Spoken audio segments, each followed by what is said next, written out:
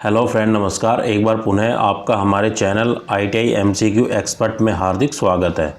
आज हम डिस्कस करेंगे ITI के trade machinist grinder first year का प्रीवियस ईयर क्वेश्चन पेपर। इस ट्रेड में ट्रेड थ्योरी के 38 क्वेश्चंस,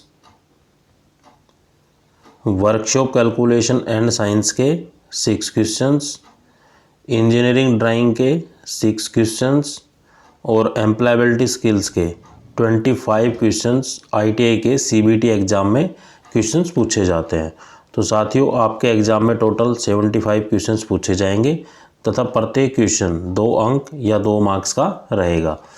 तथा साथियों, इसके अलावा अगर आप किसी अन्य कंपटीशन एग्ज़ाम की तैयारी कर रहे हैं तो भी यह क्वेश्चन पेपर आपके लिए काफ़ी हेल्पफुल है, क्योंकि ट्रेड थ्योरी को आपने बुक से चाहे कितनी बार ही क्यों ना पढ़ लिया हो, लेकिन जब तक आप MCQ क्वेश्चंस या प्रीवियस ईयर क्वेश्चन पेपर नहीं लगा लेते हैं तब तक आपको यह आइडिया नहीं लगता है कि एग्ज़ाम में कैसे और किस तरीके से क्वेश्चन पूछे जाते हैं और इनके अकॉर्डिंग हम अपनी आगामी परीक्षा की तैयारी कर सकते हैं। अगर आपको मशीनिस्ट ग्राइंडर की और वीडियो देखनी हो तो आप मेरे चैनल की प्लेलिस्ट में जाकर मशीनिस्ट ग्राइंडर के फोल्डर में जाकर आप इस ट्रेड की वीडियो देख सकते हैं। अगर आप पहली बार मेरे चैनल पे आए हैं या अभी तक आपने मेरे चैनल को सब्सक्राइब नहीं किया तो प्लीज़ सब्सक्राइब करें तथा बेल आइकन पर क्लिक कर नोटिफिकेशन को ऑन कर लें, ताकि जब भी मैं कोई नया वीडियो डालूँ तो जल्द से जल्द आपके पास वीडियो पहुंच जाए। तो चलिए बिना किसी देरी के आज की वीडियो को शुरू करते हैं। तो आज का हमारा फर्स्ट क्वेश्चन है, what is the name of the grinding wheel. Grinding wheel का नाम क्या है। तो चित्र में एक ग्राइंडिंग व्हील दिया गया है, उसका हमें नाम बताना है। तो ये क्या है, एक सीधा या फिर स्ट्रेट ग्राइंडिंग व्हील है। तो right answer is option A2। Next question is what the 46 denotes in the standard marking system of the grinding wheel.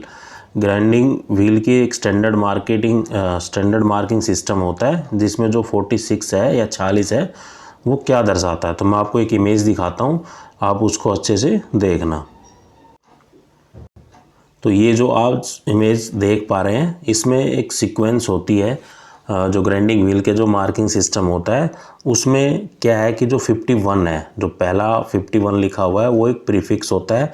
वो ये इंडिकेट करता है कि किस मैन्युफैक्चर के द्वारा ये बनाया गया है। तो manufacture symbol indicating exact kind of abrasion. उसके बाद A है, A भी हो सकता है, C भी हो सकता है। अगर A लिखा है तो ये हमें इंडिकेट करता है कि हमें एल्युमिनियम ऑक्साइड अब्रेसिव टाइप हम यूज कर रहे हैं। अगर C लिखा हुआ है A की जगह तो हम क्या कर रहे हैं, silicon carbide as a abrasive use कर रहे हैं। उसके बाद जो 36 है तो वो हमें बताता है ग्रेन का साइज़। तो ग्रेन का साइज़ कैसा है, मोटा, पतला या बहुत ही पतला है, कोर्स है, मीडियम है, फाइन है या वेरी फाइन है। तो 36 है वो किस रेंज में आ रहा है, तो वो आ रहा है मीडियम रेंज में। अगर 11 लिखा होता 36 की जगह तो वो होता कोर्स रेंज में या कोर्स ग्रेन साइज। अगर हैंडल लिखा होता तो वो होता फाइन ग्रेन साइज। अगर 240 लिखा होता या 240 लिखा होता 36 की जगह तो इसका मतलब है कि वो very fine grain size use किया गया है। इसके बाद है L, जो ग्रेन साइज है वो कैसा है, हार्ड है, सॉफ्ट है या मीडियम है, वो उसकी कैटेगरी को डिफाइन करता है। उसके बाद जो 5 लिखा हुआ है वो बताता है कि डेंस टू ओपन, कि जो एक तरीके से जो मटेरियल है वो कितना घना है, मतलब उसमें ट्रांसपेरेंसी कितनी है। जैसे ट्रांसपेरेंसी वाटर की होती है, हम एक सिरे से दूसरे सिरे को देख पाते हैं। तो डेंस होता है थोड़ा सा गहरा हो जाना, मतलब उसकी जो अंदर की जो लेयर्स है वो दिखाई ना देती हो, जो अब्रेसिव मटेरियल हम यूज कर रहे हैं।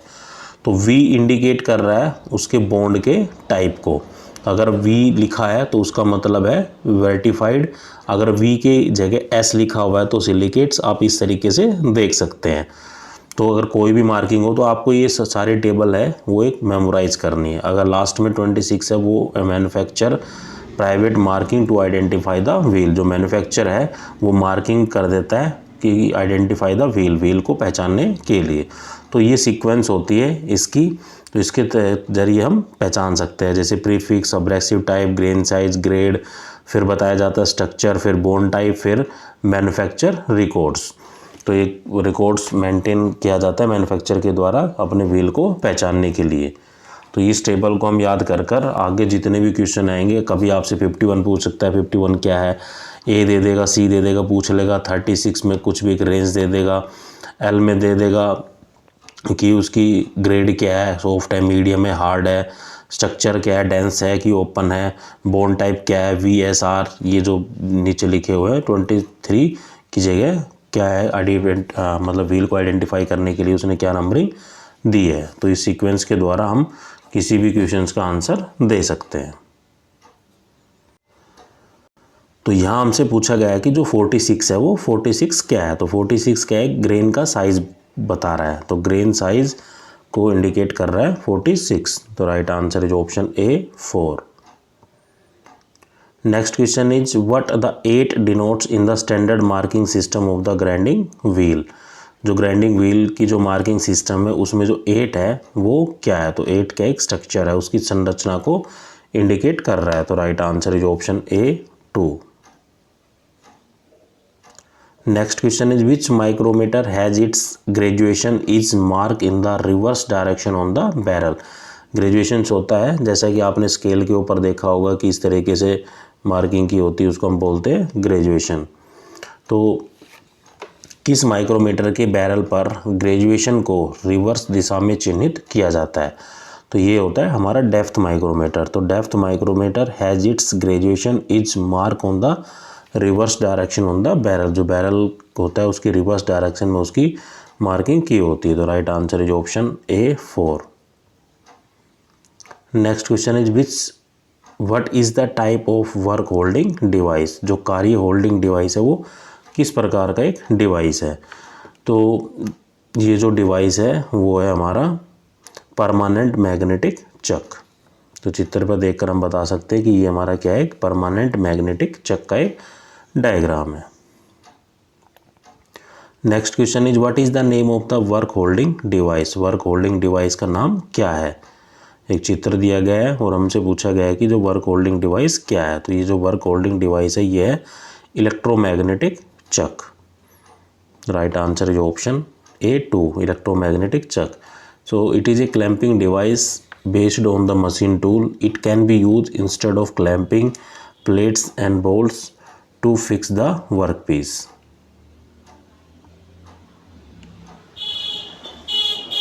Next question is which type of grinding wheel line marking is produced while grinding. Grinding के दौरान किस प्रकार की ग्राइंडिंग व्हील लाइन मार्किंग का उत्पादन किया जाता है। तो ये जो मार्किंग की गई है इस तरीके की जो मार्किंग कहलाती है वो कहलाती है हमारी कप व्हील। तो cup wheel is a type of grinding wheel line marking is produce in while the grinding. तो right answer is option A 2। Next question is which type of wheel is use on pneumatic and electrical grinders. वायुवीय और विद्युत grinder पर किस प्रकार के wheel का इस्तेमाल किया जाता है। तो इलेक्ट्रिकल ग्राइंडर वो ग्राइंडर होते हैं जो इलेक्ट्रिसिटी के द्वारा चलाए जाते हो और न्यूमेटिक ग्राइंडर वो होते हैं जिसमें air as a fluid use की जा रही हो। एयर को कंप्रेस कर कर एज ए फ्लूइड यूज कर कर हम न्यूमेटिक ग्राइंडर को ऑपरेट करते हैं। तो न्यूमेटिक और इलेक्ट्रिकल ग्राइंडर में जो व्हील यूज किया जाता है वो व्हील हम उसको हम बोलते हैं माउंटेड व्हील्स। तो right answer is option A 1। Next question is which work holding device is use in the surface grinder. Surface grinder में किस कार्य उदाहरण उपकरण का उपयोग किया जाता है। तो ये होता है मैग्नेटिक चक। तो मैग्नेटिक चक एक होल्डिंग डिवाइस है which is use in the surface grinder. तो right answer is option A 2। Next question is what is the name of the machine. जो चित्र में जो मशीन दी गई है उस मशीन का नाम क्या है। तो ये जो मशीन है एक horizontal spindle reciprocating table surface grinder है। क्षैतिज स्पिंडल प्रत्यागामी टेबल सरफेस ग्राइंडर का ये चित्र है। तो right answer is option A 3। Next question is what is the use of depth micrometer. गहराई माइक्रोमीटर का उपयोग क्या है। जो डेप्थ माइक्रोमीटर का जो मेन उपयोग होता है mainly use to measure the height of the shoulders.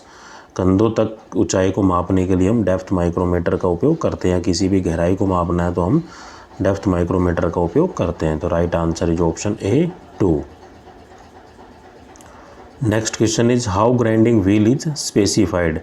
जो ग्राइंडिंग व्हील को हम कैसे निर्दिष्ट करते हैं, तो ग्राइंडिंग व्हील को निर्दिष्ट करने का या स्पेसिफाई करने का एक स्टैंडर्ड होता है, वो होता है स्टैंडर्ड मार्किंग हो उसकी शेप, आउटसाइड डायमीटर और उसकी थिकनेस क्या है। मानक अंकलन उसका आकार, उसका बाह्य व्यास और मोटाई के द्वारा हम ग्राइंडिंग व्हील को स्पेसिफाई कर सकते हैं। तो right answer is option A 2। Next question is what is the grinding operation, grinding सक्रिय क्या है। तो जो ग्राइंडिंग ऑपरेशन है जो चित्र में दिखाई गई है वह क्या है, तो वो है हमारी ग्राइंडिंग टेपर सिलेंडर, टेपीकृत बेलनाकार ग्राइंडिंग है। तो right answer is option A 4। Next question is which type of bond is use for marking regulating wheel, regulating wheel बनाने के लिए किस प्रकार के बंधक या बॉन्ड का हम उपयोग करते हैं, तो ये होता है रबड़ बॉन्ड। तो rubber bond is a type of bond which is use for marking the regulating wheels. तो right answer is option A 4। Next question is what is the depth of cut for rough dressing a grinding wheel, मोटे तौर पर एक grinding wheel dressing के लिए cut की गहराई कितनी होती है। तो मोटे तौर पर एक ग्राइंडिंग व्हील की जब ड्रेसिंग करते हैं तो उसके जो कट की जो गहराई होती है वो होती 0.02 से 0.05 mm। तो right answer is option A 3, 0.02 to 0.05 mm का कट लगाया जाता है जब भी हम ग्राइंडर की ड्रेसिंग करते हैं। Next question is what is the use of angle plate while precision grinding, stick grinding करते समय जो कोण है प्लेट का उसका उपयोग क्या होता है। तो प्रिसीजन ग्राइंडिंग में जो एंगल प्लेट यूज करते हैं वो होता है to grind one surface perpendicular to the another surface, एक सतह को दूसरी सतह से लंबवत ग्राइंडिंग के लिए। तो परपेंडिकुलर होता है ऐसे इस तरीके से जो उन दोनों के बीच में 90 डिग्री एंगल हो। तो right answer is option A 3।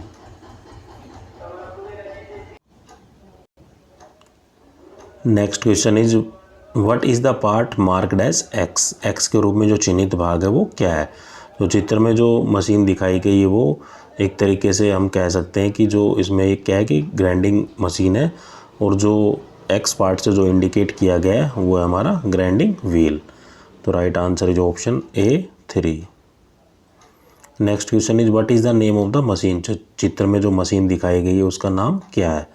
तो ये जो मशीन दिखाई गई है ये जो मशीन है हमारी एक सिलेंड्रिकल ग्राइंडर है, ये बेलनाकार ग्राइंडर है। तो right answer is option A 2। Next question is which of the following is A precision machine, निम्नलिखित में से कौन सी एक स्टेक मशीन है, ये ऐसी मशीन जिसकी जो एक्यूरेसी है वो बहुत ज़्यादा हाई है। तो ये जो ग्राइंडर है ये हमारा बेलनाकार ग्राइंडर है। तो right answer is option A 4। Next question is what is the name of the grinding operation, जो ग्राइंडिंग ऑपरेशन है इसका नाम क्या है। तो ये जैसा कि आप देख पा रहे हो चक है, चक के अंदर हमने जॉब को लगाया गया है और ये हमारा व्यूअर है जो कि जॉब को देख रहा है। तो ये जो ग्राइंडिंग ऑपरेशंस हो रही है ये है हमारी ग्राइंडिंग पैरेलल बोर, समानांतर पैरेलल ग्राइंडिंग। तो right answer is option A 4। Next question is which dresser is harder and more expensive, कौन सा ड्रेसर कठिन और अधिक महंगा है। तो ये जो ड्रेसर होता है ये होता है ब्लैक डायमंड। तो ब्लैक डायमंड जो ड्रेसर होता है वो काफ़ी हार्ड होता है और मोर एक्सपेंसिव होता है, बहुत ही महंगा होता है। तो right answer is option A 2, black diamond या काला हीरा। Next question is which type of dresser is use for precision grinding, सटीक ग्राइंडिंग के लिए किस प्रकार के ड्रेसर का उपयोग करते हैं। तो ये अगर हमें एक्यूरेसी चाहिए तो एक्यूरेसी के साथ अगर ग्राइंडिंग करनी है, प्रिसीजन ग्राइंडिंग करनी है तो जो ड्रेसर हम यूज करते हैं वो हम डायमंड ड्रेसर हम यूज करते हैं। तो right answer is option A 3। तो diamond type dresser is use for the precision grinding. Next question is which type of wheel dresser is use in tool room for dressing the grinding wheel, grinding वाले wheel को dressing के लिए tool room में किस प्रकार के wheel dresser का हम उपयोग करते हैं। तो ये हम करते हैं अब्रेसिव स्टिक्स। जब भी हम ग्राइंडिंग व्हील की जो ड्रेसिंग करते हैं तो ड्रेसिंग में क्या है कि ग्राइंडिंग व्हील की जो रफनेस होती है उसको फिनिशिंग किया जाता है विद हाईली एक्यूरेसी। तो जो हम अब्रेसिव यूज़ करते हैं, जो ड्रेसर यूज़ करते हैं, वो होता है हमारा अब्रेसिव स्टिक्स। तो राइट आंसर है जो option A 2।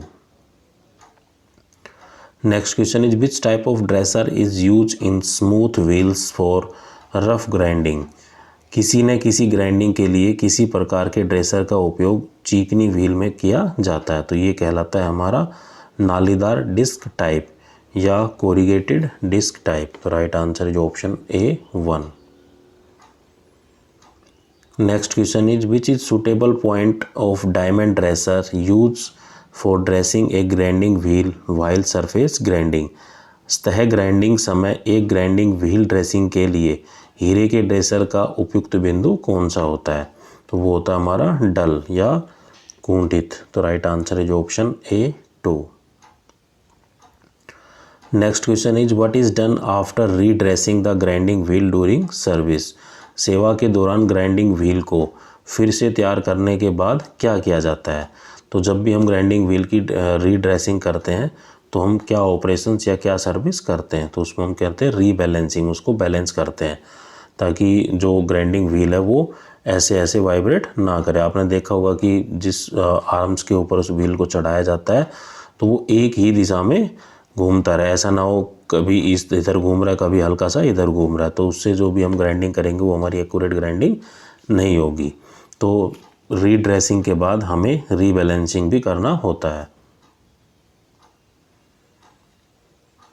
Next question is which device is use to hold the thin components for large proportion of output by surface grinders. सतह ग्राइंडर द्वारा आउटपुट के बड़े अनुपात के लिए पतले घटकों को रखने के लिए किस उपकरण का हम उपयोग करते हैं। तो ये हमारा उपकरण होता है मैग्नेटिक चक। मैग्नेटिक चक का एक होल्डिंग डिवाइस होता है which is use to hold the thin component for the large proportion of the output by the surface grinding. जब भी हम किसी सरफेस की ग्राइंडिंग करते हैं तो उसको ग्रिप करने के लिए हम मैग्नेटिक चक का इस्तेमाल करते हैं, जो कि जॉब को होल्ड करने के लिए काम में आता है, जो कि थिन जॉब को होल्ड करने के काम में आता है। तो right answer is option A 2। Next question is what is the name of the part marked as X. X के रूप में जो चिन्हित भाग है वो क्या है। तो चित्र में आप देख पा रहे हो तो एक ग्राइंडिंग ऑपरेशंस परफॉर्म हो रही है, उसमें ये पूछ रहा है कि जो एक्स से इंडिकेट किया गया है वो एक क्या है। तो वो एक सेंटर या केंद्र। Right answer is option A 3। Next question is what is the name of the work holding device mark as X. X के रूप में चिन्हित कार्य धारणा युक्ति का नाम बताइए। तो ये जो ग्राइंडिंग ऑपरेशंस हो रही है इसमें जो एक्स से इंडिकेट किया गया है एक्स के एक मैंड्रल। तो right answer is option A 2। Next question is what is the name of the jig. Jig का नाम क्या है। तो एक चित्र दिया गया है, तो ये जिग है, ये है हमारा लीफ जिग। तो right answer is option A 1। Next question is what is the name of the jig. ये स्टैंडर्ड है, आपने जो जितने भी जिग वगैरह अपनी वर्कशॉप में देखे होंगे तो ये इसका नाम बताना है कि ये जो जिग है ये किस तरीके का जिग है। तो ये है हमारा बॉक्स जिग। तो right answer is option A 3। Next question is which jig is the improvement of template jig. Template jig का सुधार कौन सा जिग है। तो ये है हमारा प्लेट जिग। तो plate jig is the improve of template jig. तो right answer is option A 2। Next question is what is the use of ring jig. Ring jig का उपयोग क्या है। तो रिंग जिग का जो इस्तेमाल करते हैं हम to drill the holes on circular flange part. Circular flange भागों को छेद करने के ड्रिल करने के लिए इस्तेमाल किया जाता है। तो right answer is option A 2। Next question is which grinding machine is to produce tapped circular या सिलेंड्रिकल सरफेस। चरणबंद बेलनाकार सतह का निर्माण करने के लिए कौन सी ग्राइंडिंग मशीन का हम उपयोग करते हैं। तो ये हम करते हैं प्लेन सिलेंड्रिकल ग्राइंडर, सादा बेलनाकार ग्राइंडर का हम इस्तेमाल करते हैं। तो right answer is option A 2। Next question is what is the specification of cylindrical grinder. बेलनाकार ग्राइंडर का विनिर्देश क्या है। तो जो सिलेंड्रिकल ग्राइंडर है उसको हम कैसे स्पेसिफाई करते हैं। तो maximum diameter of the work piece that can be held, तो जो वर्क पीस है जो उसका जो मैक्सिमम डायमीटर जिसको वो होल्ड कर सके उसको हम बोलते हैं, हम एज ए स्पेसिफाई यूज करते हैं सिलेंड्रिकल ग्राइंडर की। तो right answer is option A 2। Next question is which grinding machine work piece is held between centers, केंद्र के बीच किस ग्राइंडिंग मशीन में कार्य को पकड़ा जाता है। तो ये होता है हमारा plain cylindrical grinder. Plain cylindrical grinder में क्या होता है कि 2 पॉइंट होते हैं, उसके बीच में हमें वर्क पीस को लगाते हैं, तो मतलब holding device as a work use किया जाता है। तो right answer is option A 3। Next question is what is to be check for running true in grinding machine before starting a cylindrical grinder, बेलनाकार ग्राइंडर शुरू करने से पहले grinding machine में सही चलने के लिए किसकी जांच की जानी आवश्यक है। तो वर्क पीस के जांच करनी हमें आवश्यकता होती है। तो right answer is option A 3। तो work piece is to be check for running true in the grinding machine before starting a cylindrical grinder. Next question is what is the precautions to be observed before starting the cylindrical grinder, बेलनाकार grinder शुरू करने से पहले हमें क्या सावधानी बरतनी चाहिए। तो check the holding device sufficiently tight, तो जो मान लें जो सेंटर है जिसमें हमने वर्क पीस को लगाया हुआ है वो क्या है कि सफिशेंट टाइट हो, ताकि मान लें जैसे ही हम ग्राइंडिंग ऑपरेशन शुरू कर रहे हैं और ये पीस वर्क पीस है वो गिर जाए तो उससे क्या है कि हमें भी क्षति हो सकती है, दुर्घटना भी हो सकती है, वर्क पीस भी टूट सकता है। तो check the holding device sufficiently tight, कार्य धारण उपकरणों को पर्याप्त रूप से कस लें। तो right answer is option A 3। तो साथियों ये जो 38 क्वेश्चन ये थे ट्रेड थ्योरी के। अब जो क्वेश्चन आएंगे वो आएंगे वर्कशॉप कैलकुलेशन एंड साइंस के। तो वर्कशॉप कैलकुलेशन साइंस का हमारा फर्स्ट क्वेश्चन है what is the value of specific heat of water, पानी की विशिष्ट ऊष्मा का मान क्या होता है।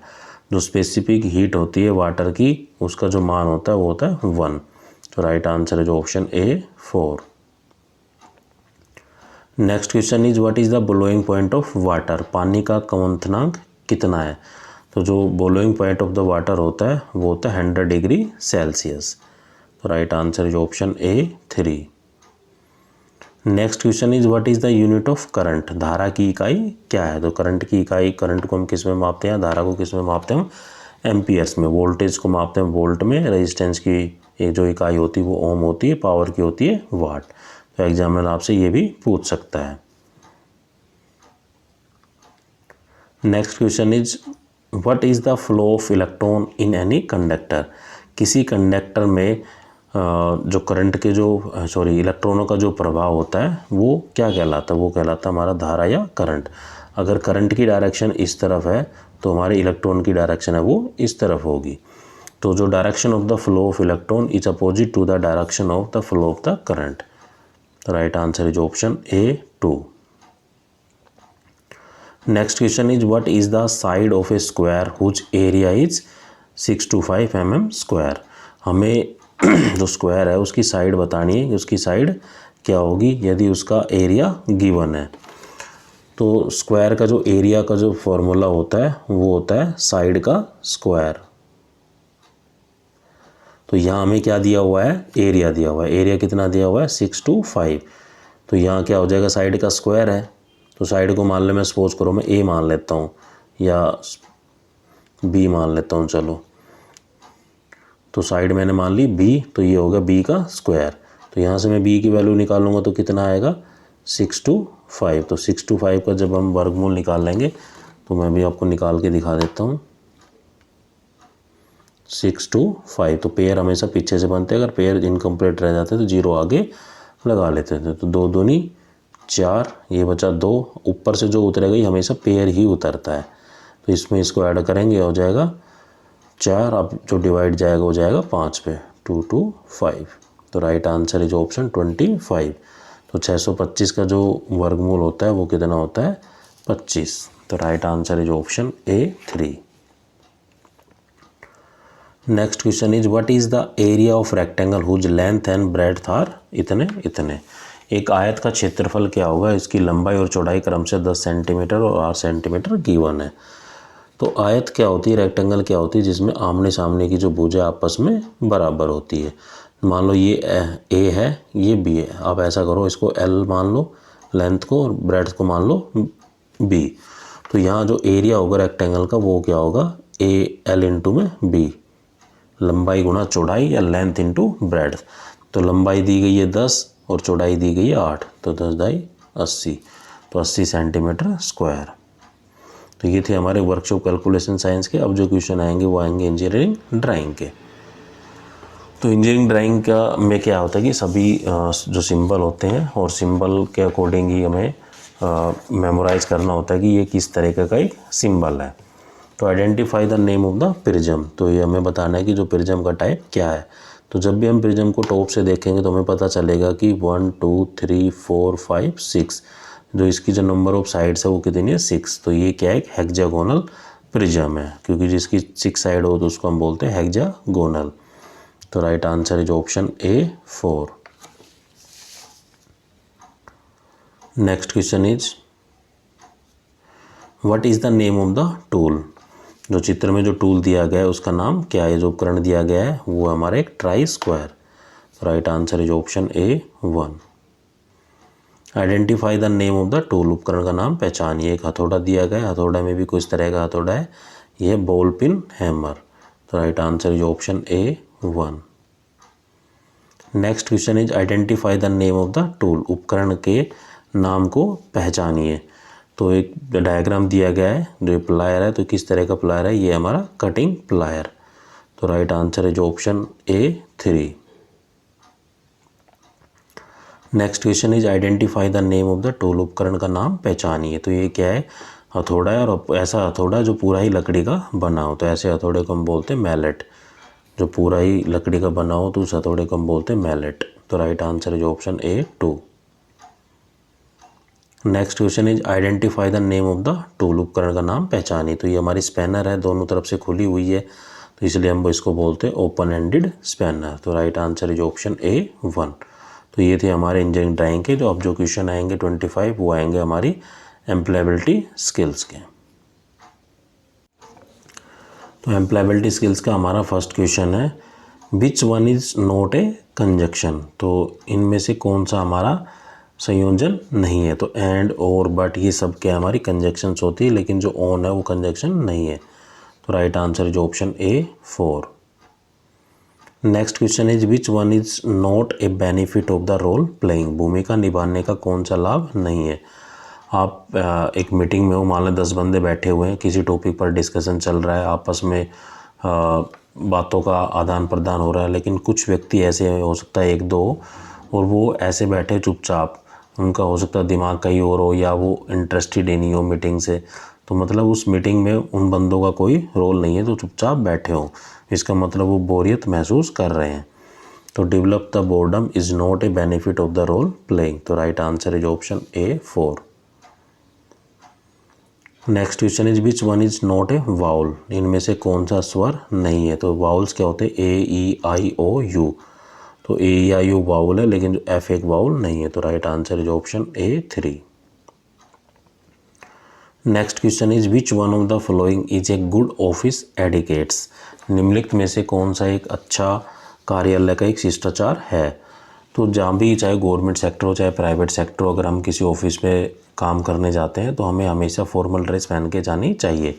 तो एक अच्छा एडिकेट्स होता है कार्यालय के हिसाब से। अगर हम ट्राउज़र जीन्स टी शर्ट ये पहन के जा रहे हैं तो एक अच्छा एडिकेट्स नहीं होता है, हमें हमेशा फॉर्मल ड्रेस ही पहननी चाहिए ऑफिस के अंदर। तो वन शुड ड्रेस फॉर्मली, एक को औपचारिक रूप से पोशाक पहनना एक अच्छा कार्यालय के हिसाब से एक अच्छा एडिकेट्स कहलाता है। तो right answer is option A 1। Next question is the word that is pronounce the same as another word but different in meaning is called, वह शब्द जो किसी एक दूसरे के समान होता है लेकिन अर्थ में भिन्न होता है उसे क्या कहते हैं। तो ऐसे शब्द आपस में कहलाते हैं होमोफोन। तो word that is pronounce the same as another word but different in meaning is called the homophone. Right answer is option A 1।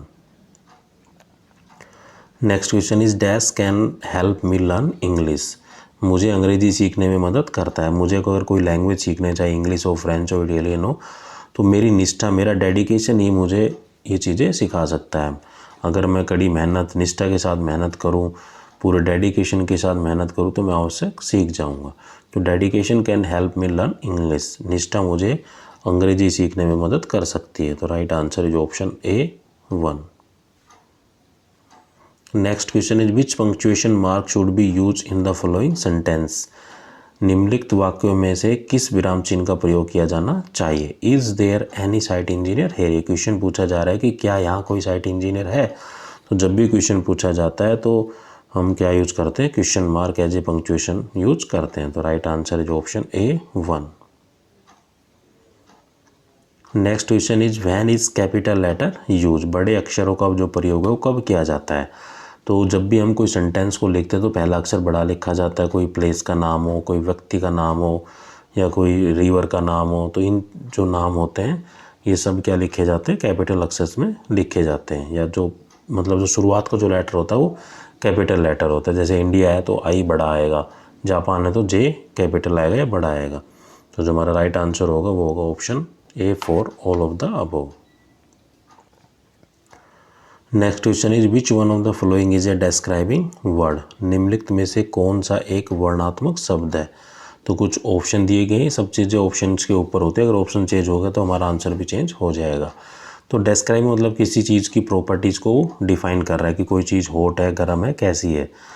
तो वो हॉट क्या एक डिस्क्राइबिंग वर्ड है, उसकी प्रॉपर्टीज़ को बता रहा है कि जैसे चाय है तो चाय ठंडी है या गर्म है। तो एक हॉट क्या एक डिस्क्राइबिंग वर्ड्स है। Next question is when someone say thank you you should reply and say. जब आपको कोई धन्यवाद कहता है तो आपको जवाब में क्या कहना चाहिए। जब भी कोई व्यक्ति अगर हमें धन्यवाद बोल रहा है तो हमें उसके बदले में कहना चाहिए योर वेलकम, आपका स्वागत है। Right answer is option A 2। Next question is choose the odd word. तो कुछ 4 शब्द दिए गए, उसमें से 3 एक जैसे, चौथा उन तीनों से भिन्न है। तो उसको हमें पहचानना है। जैसे प्लीज, सॉरी, थैंक्स, ये सब एक कैटेगरी के, लेकिन पेपर के इन चारों से तीनों से भिन्न है। तो right answer is option A 3। Next question is I am a welder I work with. मैं एक वेल्डर हूँ, मैं जो भी किसके साथ कार्य करता हूँ। अगर मैं वेल्डर हूँ तो वेल्डिंग से रिलेटेड जो भी टूल एंड इक्विपमेंट्स हो गए उनके साथ मैं कार्य करता हूँ। तो I am a welder I work with welding tools. Right answer is option A 3। Next question is today weather is going to be. आज का मौसम होने जा रहा है। तो ये क्वेश्चन के जो आंसर है वो भी अकॉर्डिंग टू द, अगर आंसर चेंज हो जाते हैं तो क्वेश्चन के अकॉर्डिंग हम अपना आंसर दे सकते हैं। जैसे कह रहे हैं कि आज का मौसम बहुत ही गर्म है, ये भी कह सकते हैं today weather is going to be cool. अगर कूल आता तो ये हॉट आता तो हॉट आंसर आ जाता। तो right answer is option A 2। आज का मौसम है वो गर्म होने जा रहा है। Next question is the word when denotes. जो शब्द वैन है, जब है, वो क्या दर्शाता है। तो वैन क्या दर्शाता है, समय को दर्शाता है। When we go to the park, when we go to the zoo, तो ये सब समय को बताता है। तो right answer is option A 4। Next question is Rahul enjoy dash with his pet dog. Rahul को अपने पालतू कुत्ते के साथ डैश में मज़ा आता है। तो Rahul enjoys playing with his pet dog. Rahul को अपने पालतू कुत्ते के साथ खेलने में मज़ा आता है। तो right answer is option A 1। Next question is having a clear idea of our personality including the strength, weakness, thought, belief, motivations, values are called. तो ये सब चीज़ें क्या कहलाती है, ये कहलाती है हमारी सेल्फ अवेयरनेस या आत्म जागरूकता। कि हमें खुद को पता है कि हमारी स्ट्रेंथ क्या है, हमारे स्ट्रॉन्ग पॉइंट क्या है, वीकनेस हमारी कमजोरी क्या है, हमारे थॉट्स कैसे, हमारी बिलीफ, मोटिवेशन पावर हमारी कैसी है। तो ये हमें बताते हैं हमारी आत्म जागरूकता को या सेल्फ अवेयरनेस को। तो right answer is option A 2। Next question is which one of the following does not constitute your identity. आपकी पहचान को गठित करने के लिए निम्नलिखित में से कौन सा सही नहीं है। अगर आपकी पहचान को बताना है कि समाज में आपको लोग कितने पसंद करते हैं, आपके समाज में क्या वैल्यू, आप किस तरह की ओपिनियन देते हैं, तो आपके समाज में करैक्टर क्या है, तो ये सब करैक्टरिस्टिक्स को डिफाइन करता है। लेकिन आपने एग्ज़ाम में कितना स्कोर किया, कितने अंक प्राप्त किया, ये आपकी पहचान को इंगित नहीं करता है। तो right answer is option A 4।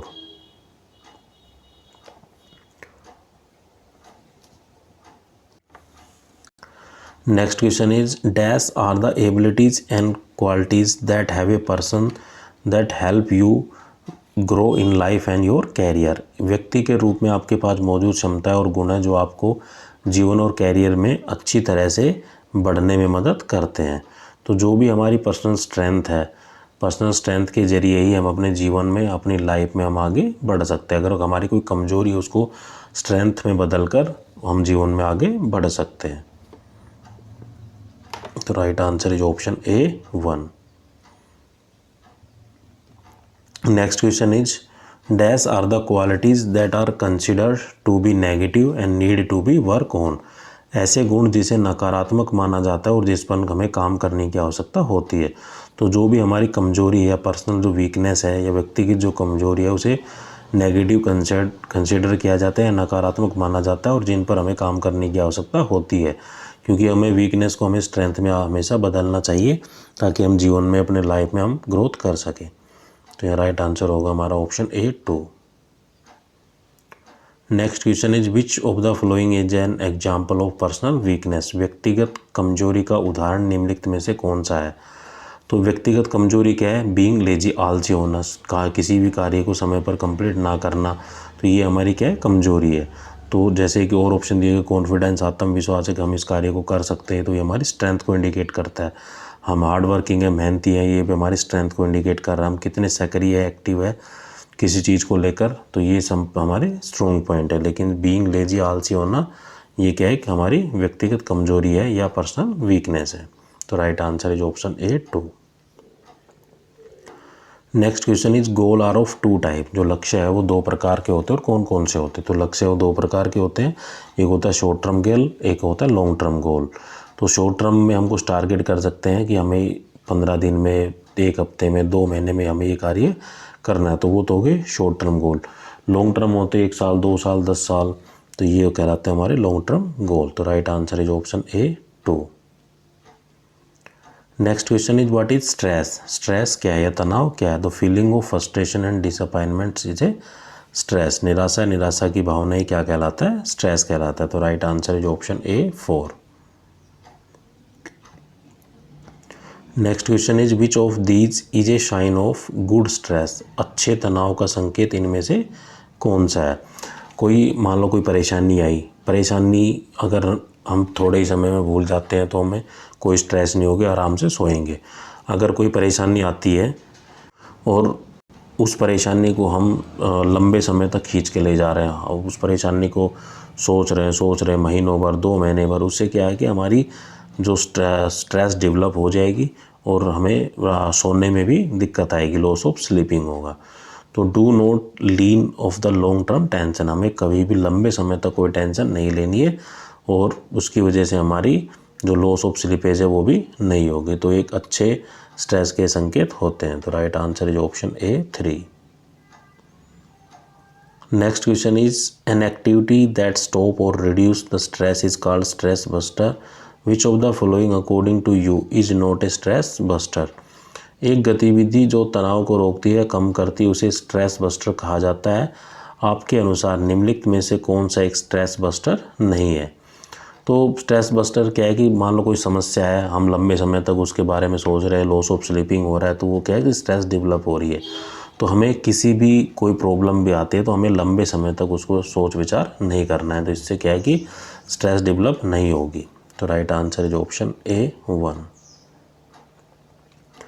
Next question is what is mindfulness. Mindfulness से मतलब क्या है। माइंडफुलनेस से मतलब ये है कि मान लो हम 2 व्यक्ति आपस में बात कर रहे हैं, तो दूसरा व्यक्ति है हमारी बातों को अगर ध्यान से सुन रहा है, तो इसका मतलब वो फुल्ली प्रेजेंट है, एट ए मोमेंट हमारी बातों को ध्यान से सुन रहा है। हम कुछ बोल रहे हैं, दूसरा व्यक्ति हमारी बातों को नहीं सुन रहा, उसका दिमाग कहीं है, फ़ोन में लगा हुआ है या कुछ और कार्य में करने में व्यस्त है, तो इसका मतलब वो माइंडली हमारे सामने प्रेजेंट नहीं है। तो फुल माइंडनेस की जो डेफिनेशन होती है वो होती है it is ability to fully present at a moment. एक पल में पूरी तरह से उपस्थित होने की क्षमता क्या कहलाती है, माइंडफुलनेस कहलाती है। तो right answer is option A3। साथियों, अगर आपका कोई क्वेश्चन रहता है तो आप मुझे कमेंट कर पूछ सकते हैं। और आपको मेरा वीडियो कैसा लगा कमेंट करके ज़रूर बताइए। Thank you. जय हिंद।